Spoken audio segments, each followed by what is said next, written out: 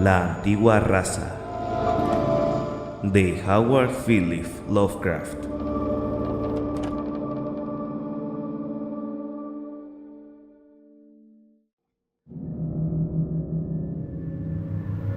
Providence, 2 de noviembre de 1927. Querido Melmoth, así que estás terriblemente ocupado tratando de descubrir el sombrío pasado de aquel insufrible joven asiático llamado Varius Habitus Bassianus. Hay pocas personas que aborrezcan más que a esa maldita rata siria. Yo mismo he sido transportado hace poco a los negros tiempos romanos a causa de mi reciente lectura de la Aeneid de James Rhodes, en una traducción que no había leído nunca, más fehaciente para P. Maro que cualquier otra versión, incluyendo la de mi tío, el Dr. Clark, que aún no ha sido publicada.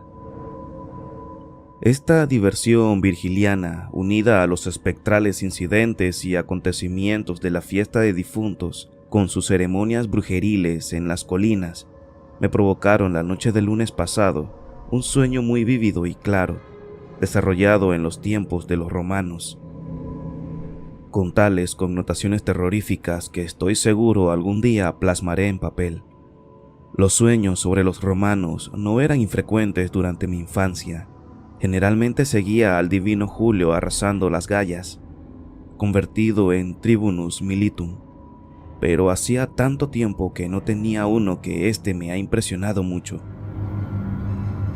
Atardecía en un crepúsculo rojizo en la ciudad provinciana de Pómpelo, a los pies de los Pirineos en la Hispania Citerior. El año que transcurría era uno de los del final de la República, ya que la provincia aún estaba gobernada por un procónsul senatorial en vez del legado de Augusto, y el día era el 1 de noviembre. Las colinas se erguían rojizas y doradas al norte de la pequeña ciudad, y el sol lucía oblicuo sobre las piedras recién colocadas de los edificios enormes del foro y las paredes de madera del circo hacia el este.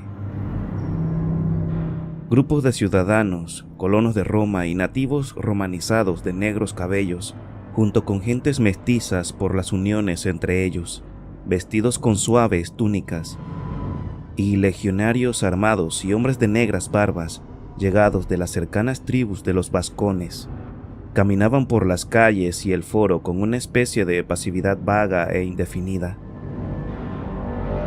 Yo mismo acababa de bajarme de una litera que los portadores ilirios habían traído, a través de Iberia, desde Calagurria. Creo que yo era un cuestor provincial llamado L. Caelius Rufus, y que había sido llamado por el procónsul P. Scribonius Libo, cohorte de la 12ª Legión, bajo la tribuna militar de Sex Aselius. El legado de toda la región, C.R. Balbutius, también había venido desde Calagurria, donde se hallaba permanentemente. La causa de la reunión era un horror que pululaba en las colinas. Los ciudadanos estaban aterrorizados y habían solicitado la presencia de una cohorte de Calagurria. Estábamos en la terrible estación del otoño, y la gente salvaje de las montañas se preparaba para las aterradoras ceremonias de las que solo se llegaban rumores a la ciudad. Ellos eran la antigua raza que habitaba en lo más alto de las colinas y que hablaban una cortante lengua que los vascones no podían entender. Rara vez se los veía, pero algunas veces al año enviaban mensajeros de ojos pequeños y amarillentos que parecían escitas para traficar con los mercaderes por medio de señas, y todos los otoños y primaveras realizaban sus ritos ancestrales en los picos de las montañas, y con sus gritos y fogatas aterrorizaban a los ciudadanos de las villas. Siempre era igual. La noche anterior al inicio de mayo y la noche anterior al inicio de noviembre. Mucha gente podía desaparecer antes de esas fechas para no ser vista nunca más. Y había ciertos rumores acerca de que los pastores y agricultores nativos no estaban mal dispuestos con aquella antigua raza, y que más de una cabaña de campesinos se hallaba vacía aquellas noches sabáticas. Aquel año el horror fue grande, pues la gente sabía que las miras de la antigua raza apuntaban a Pómpelo. 3 meses antes, 5 de aquellos hombres de mirada furtiva habían llegado de las colinas y 3 de ellos habían sido asesinados en el mercado. Los 2 restantes habían vuelto a sus colinas sin decir una palabra, y aquel otoño ni un solo lugareño había desaparecido. No era lógico, no era corriente que la antigua raza perdonara a sus víctimas para el sabbat. Era demasiado bueno para ser normal, y los habitantes estaban asustados.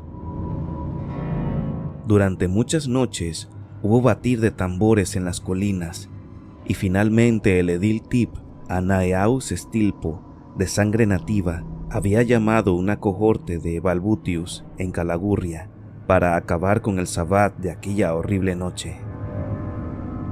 Balbutius se había rechazado de plano los temores de los ciudadanos y aseguraba que los terribles ritos de la gente de las colinas no tenían nada que ver con los ciudadanos romanos.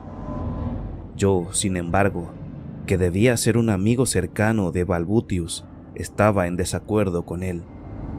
Argumenté que había estudiado detenidamente la negra, prohibida ciencia y que creía que la antigua gente sería capaz de lanzar alguna maldición impronunciable sobre la ciudad, que ante todo era un asentamiento romano y cobijaba a gran cantidad de ciudadanos nuestros.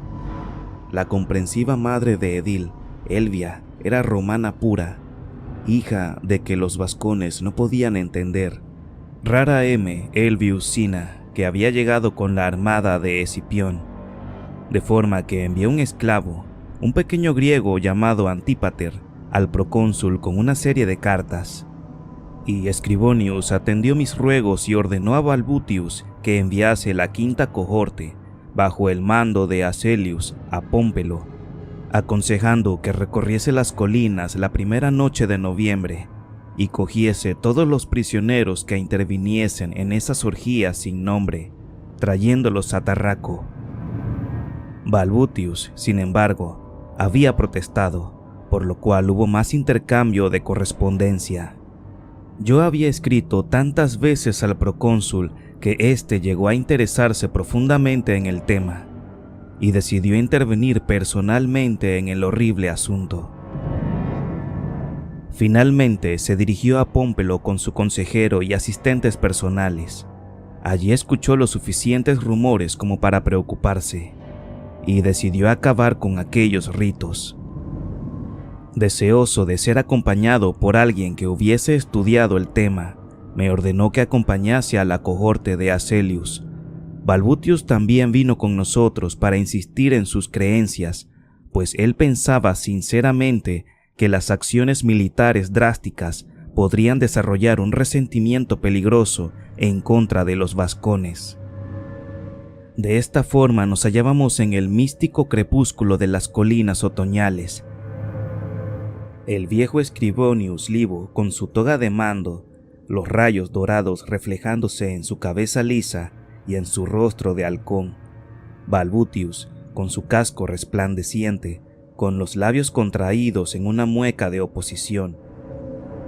El joven Acelius, con sus maneras graves y su aire de superioridad, y la curiosa mezcolanza de gentes, legionarios, aldeanos, paseantes, esclavos y criados. Yo mismo llevaba una simple toga, sin ningún distintivo especial, y por todos sitios se hacía patente el horror. Las gentes de la ciudad no se atrevían a hablar en voz alta, y los hombres del cortejo del Libo, que llevaban aquí una semana, parecían haber adquirido algo de estas tétricas maneras.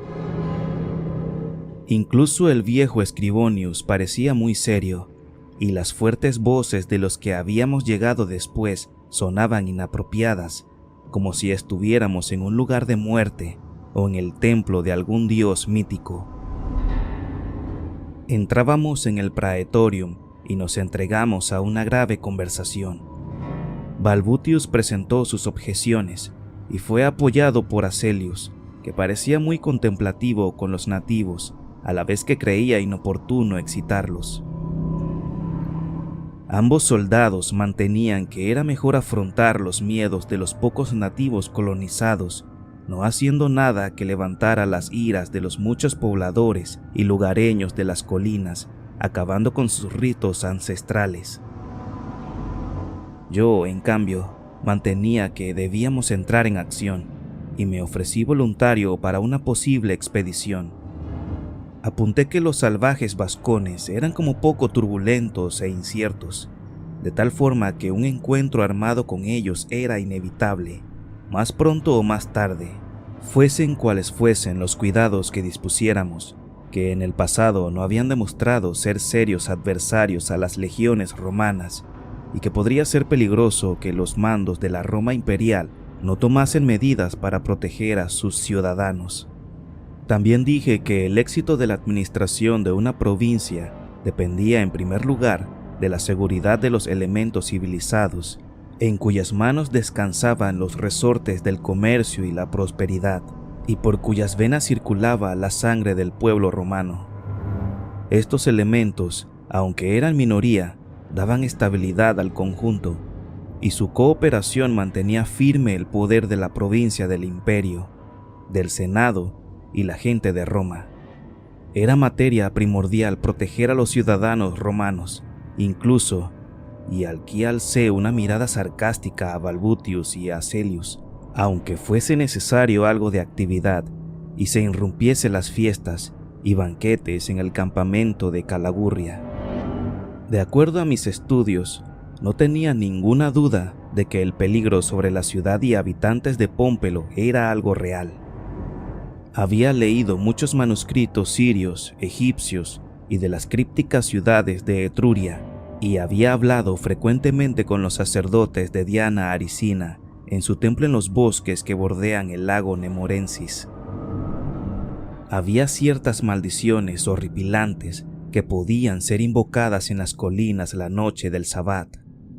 Maldiciones que no debían existir dentro de los límites de la nación romana, y no era menester permitir la realización de orgías que ya habían sido condenadas por Apostimius, que, cuando era cónsul, había ejecutado a muchos ciudadanos romanos por la práctica de bacanales. Estos acontecimientos fueron recogidos por el senador consular de Bacanalia, que mandó esculpirlos en bronce y mostrarlos a las gentes.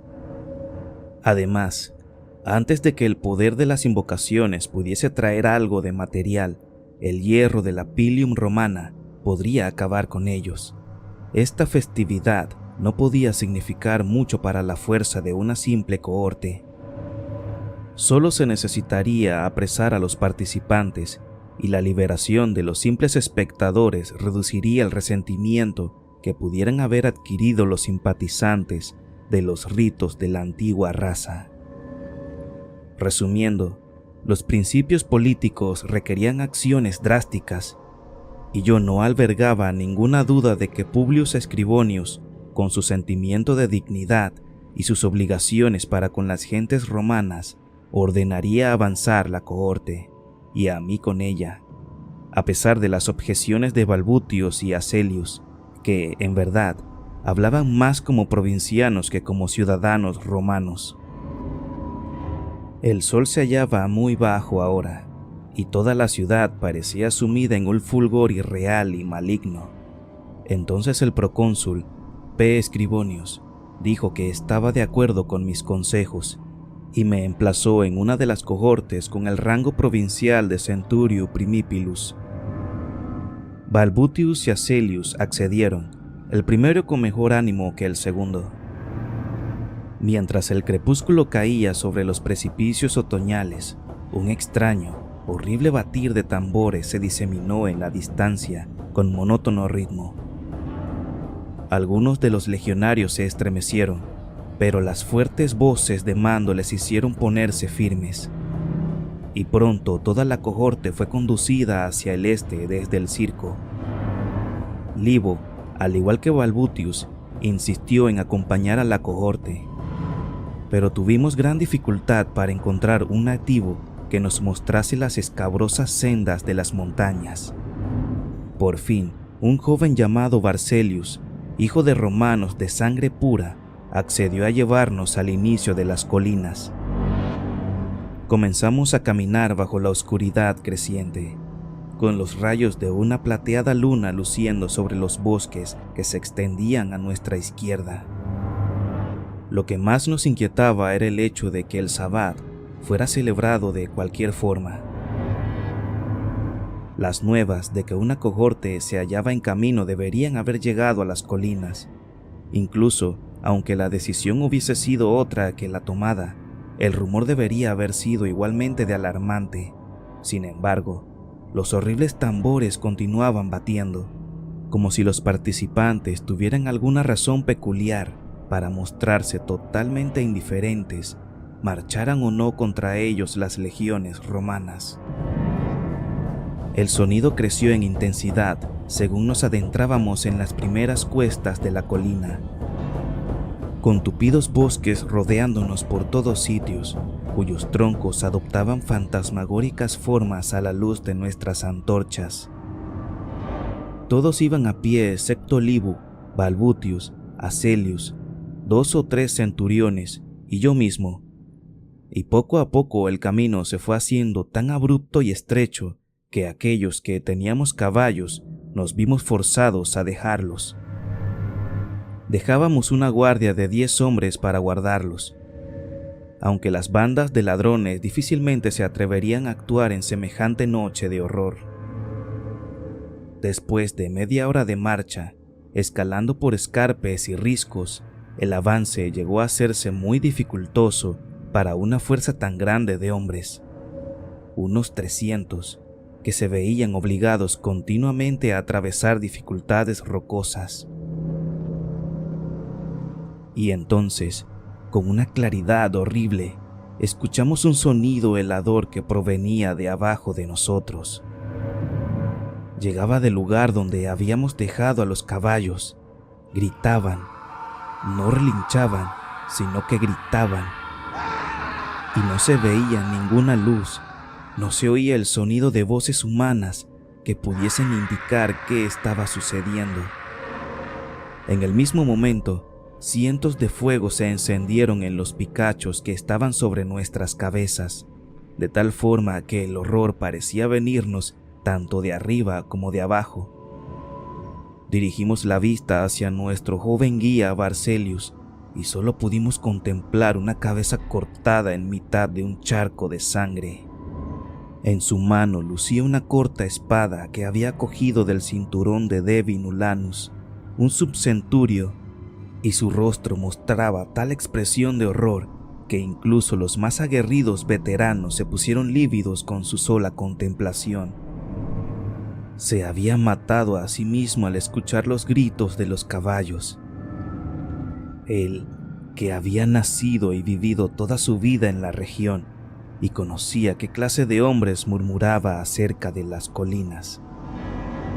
Las antorchas empezaron a apagarse y los gritos de los espantados legionarios se mezclaron con los de los caballos.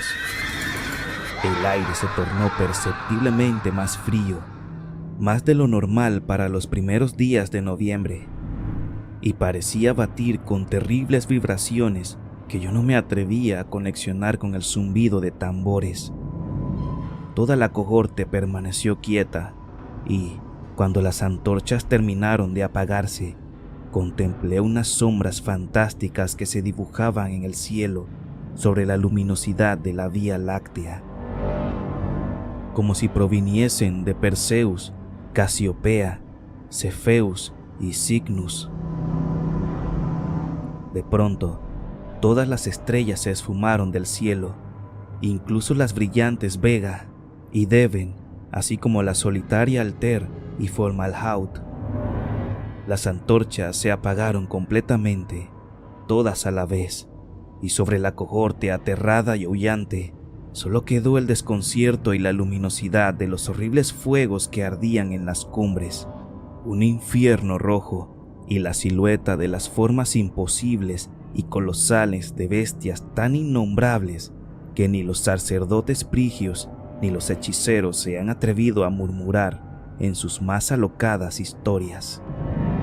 Y por encima del clamor de los gritos de hombres y caballos, el demoníaco batir de los tambores se incrementó, mientras que un viento salvaje y helado barría las cumbres llevando consigo el terror, sacudiendo a cada hombre por separado hasta que la cohorte se dispersó gritando en la oscuridad, como si se enfrentasen a los designios de Laocoon y sus hijos.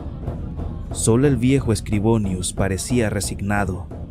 Pronunció unas quedas palabras que pude escuchar claramente entre el clamor, y aún resuena su eco en mi cerebro. Maligia vetus est, venid, tandem venid. Y entonces desperté. Fue el sueño más vívido que he tenido desde hace años, superpuesto en mi subconsciente sobre lugares y cosas olvidadas. No existe ninguna crónica del destino de aquella cohorte, pero la ciudad, al menos, fue salvada. Las enciclopedias hablan de la existencia de Pómpelo en nuestros días, cuyos nombres en español contemporáneo es Pompelona. Siempre tuyo por la supremacía del godo Gellulius Verus Maximinus.